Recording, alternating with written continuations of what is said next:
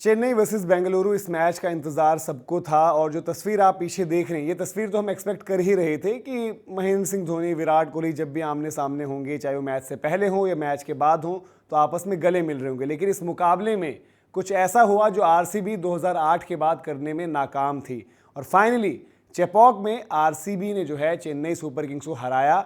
और सिर्फ हराया नहीं, वहाँ पर चेन्नई को सबसे बड़ी हार दी। 50 रन का मार्जिन रहा और उसमें जो सबसे बड़ा टॉकिंग पॉइंट था वो थे महेंद्र सिंह धोनी।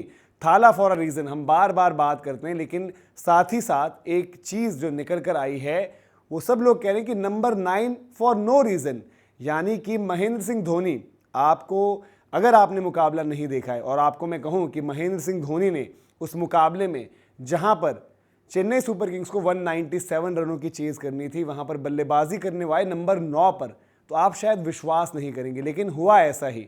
197 की चेज़ थी। आरसीबी ने पहले बैटिंग करी, अच्छी बैटिंग करी, अटैक करते रहे, रजत पाटीदार ने 50 भी लगाई, आखिर में टिम डेविड की ज़बरदस्त फिनिश थी।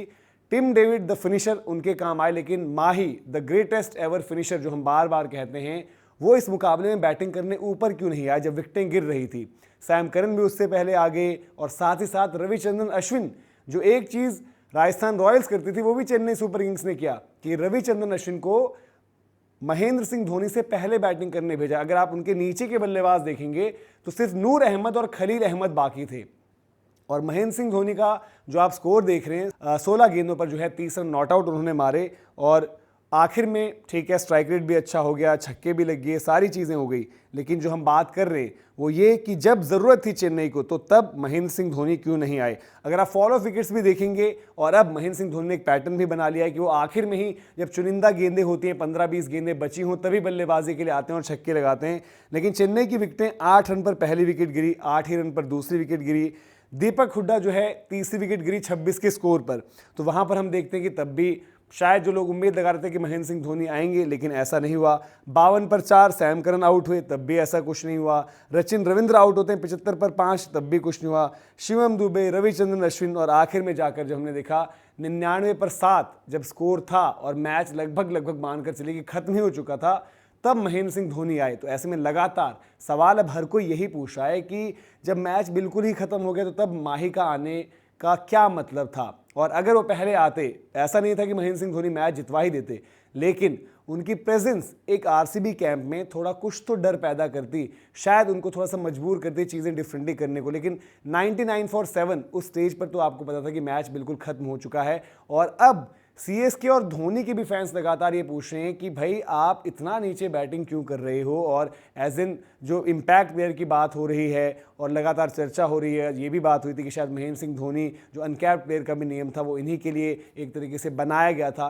तो सब ये कह रहे हैं कि जब इतने सारे अरेंजमेंट्स आपके लिए हो रहे हैं और चेन्नई के लिए आप इतने ही अहम खिलाड़ी हो, तो जिस वक्त पर चेन्नई सुपर किंग्स को आपकी सबसे ज़्यादा ज़रूरत थी, उस दौरान आप मैदान में, एक्शन में, विद द बैट क्यों नहीं थे। इसी मुकाबले में महेंद्र सिंह धोनी ने ज़बरदस्त स्टंपिंग करी। वो आपको जो सूर्य कुमार यादव की स्टंपिंग थी मुंबई इंडियंस के खिलाफ, उसकी याद दिलाती है, जिस तरीके से उन्होंने फिल सॉल्ट को आउट किया।